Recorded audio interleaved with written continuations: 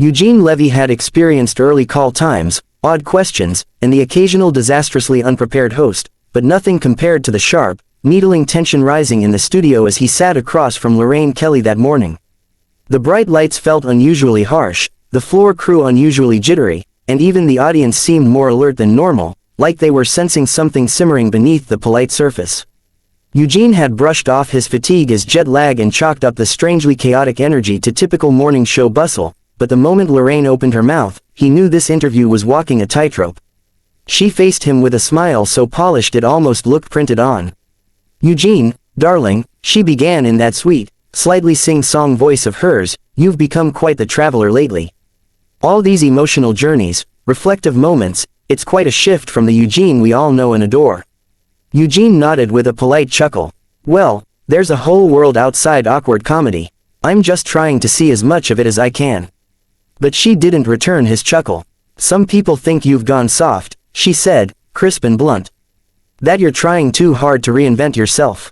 The audience reacted instantly. The mix of laughter, surprise, and discomfort rippled across the room. Eugene blinked at her, unsure if she was joking. Lorraine typically teased her guests, but this felt different. It wasn't playful banter, it was a challenge. "I don't know about reinventing myself," he replied, shifting in his chair. "I'm just having fun exploring new things. We're supposed to grow, right?" Apparently not the answer she wanted.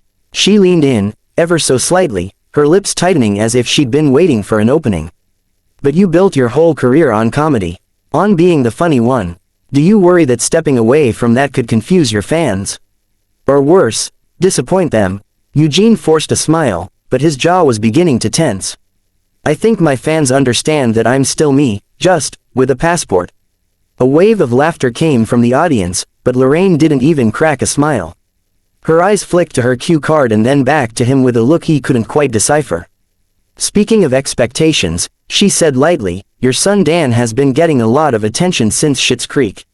Some people say," and here she paused for effect, "that he overshadowed you. That he carried the show." This time Eugene didn't blink. He stared straight at her. "Dan didn't carry anything alone. We all built that show together. And if anything, I'm thrilled he's getting the praise he deserves." Lorraine shrugged, twisting the knife. "But surely there's a bit of competition. A bit of tension. Hollywood families always have some." Eugene inhaled slowly, the heat rising behind his ribs. He had come here expecting warmth from another seasoned professional, not tabloid-style needling. "Lorraine, I'm very proud of my son. Truly. There's no tension, unless you count the tension of everyone being too busy to meet for dinner." The audience laughed again, grateful for the levity, but Lorraine was unmoved, stone-faced, almost cold. Right, but you must feel a little threatened by the shift in fame." "It's natural, especially since some critics say your best work is behind you." Eugene's eyebrows rose, a slow, deliberate arc that he rarely displayed outside of scripted comedy. "But this wasn't funny, not even close. My best work," he said carefully, "is whatever I'm passionate about next."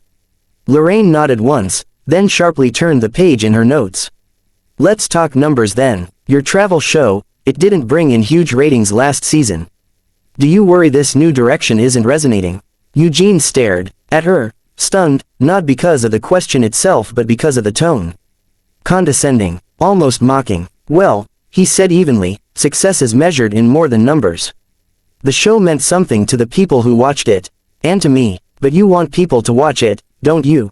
She pressed. "Otherwise what's the point?" The audience murmured, an uneasy swell. Eugene felt the camera zooming in slightly. Morning shows loved a little drama. He ran a hand along his knee, grounding himself, reminding himself that losing his temper would only turn this into a viral clip for all the wrong reasons. Still, he couldn't ignore the sting of disrespect. He had been in this business for decades, earned awards, shaped iconic characters, mentored younger talent. And here he was being reduced to a neatly packaged talking point, as though his entire career could be judged by a single set of ratings.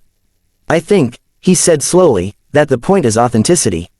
Something I value. Something I hope this show values as well." Lorraine's smile returned, but it was thin and defensive.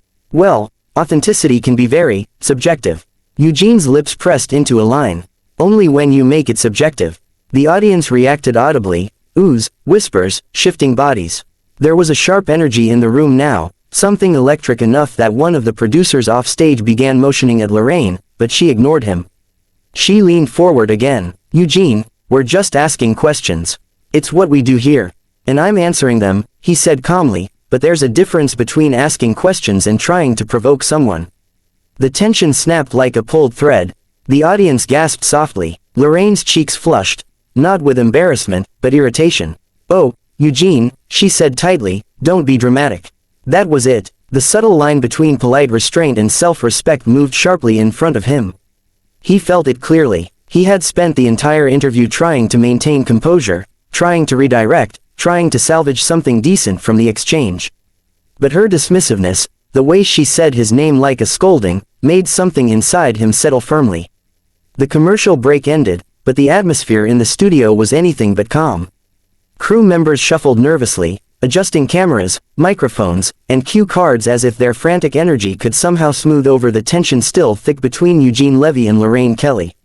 The audience, sensing the shift, settled uneasily in their seats, murmuring quietly among themselves, unsure what they were about to witness. Some fidgeted with their programs, others simply stared, wide-eyed, waiting. They could feel that this wasn't going to be a typical morning show segment. Eugene sat quietly, hands folded neatly on his lap, his back perfectly straight, radiating a calm that was deceptively powerful.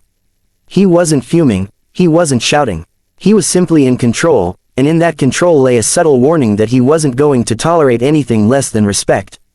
Lorraine, on the other hand, leaned forward, flipping through her notes with a sharper edge in her movements. She was used to leading interviews, used to setting the pace, but she had misjudged this guest. And she knew it now, although her pride made her unwilling to admit it. As the cameras rolled again, Lorraine smiled, the familiar polished charm back in place, though the tightness around her eyes betrayed the strain beneath. "We're back with Eugene Levy," she said brightly, voice slightly higher than usual, trying to recapture the morning show rhythm. "Eugene, let's talk about your next project. You've been traveling a lot, haven't you?" Eugene nodded, his voice calm but firm. "Yes, I have, and it's been amazing. Seeing new places, meeting new people, it's a joy. That's what I want to share." Lorraine pressed just a little. "But some critics say your comedy has softened. That these travel shows are a distraction from your signature humor." He paused, letting the words hang in the air for a moment. The audience stirred, sensing the tension spike. Eugene's eyes flicked to hers, calm but unmistakably alert. "Lorraine," he said slowly, carefully, "I don't see it as softening. I see it as expanding. Comedy evolves. Life evolves. And so do I." She tilted her head slightly, lips pressing together. "Still, don't you feel pressure to stay relevant? The industry changes so fast. Audiences move on." Eugene leaned forward subtly, his tone unwavering. "I don't think about pressure. I think about work that matters to me, work I'm proud of. And I think about truth. If what I'm doing resonates, that's wonderful. If not, I've still stayed true to myself." The audience clapped lightly, appreciative of the rare honesty, and Lorraine's smile flickered. She realized that Eugene wasn't going to play along with her typical tactic of poking and prodding until he stumbled. She tried a different angle, one that aimed to needle without seeming aggressive.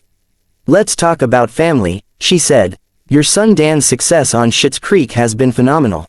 You must be proud, but doesn't it sting a little to have someone else in your family in the spotlight?" Eugene blinked slowly, a small smile playing at his lips, not mocking, but measured.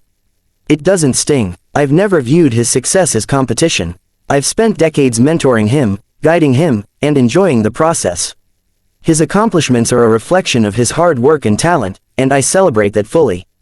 Lorraine's smile didn't falter, but the edge returned to her voice. "Still, surely there's a part of you that wonders if people now associate the show more with him than with you." Eugene's eyes narrowed slightly, the calm in his demeanor now tinged with quiet authority. "I don't wonder. People are free to appreciate whomever they choose. My pride is in our work as a family, not in who gets more recognition. That's the point I want to make." The studio fell almost silent. The audience felt the shift, the subtle energy of someone who would not be belittled or manipulated. Lorraine leaned back, considering her next move, but Eugene was prepared. He didn't need to raise his voice, the strength in his posture and measured tone was enough to assert control. She tried again, softer this time, but still pressing. "Eugene, don't you worry about how the public perceives you. That maybe these new projects make you seem less like the Eugene we know and more like someone chasing trends. He shook his head slowly. I don't chase trends. I pursue passion. If the public sees me differently, that's fine, as long as it's authentic.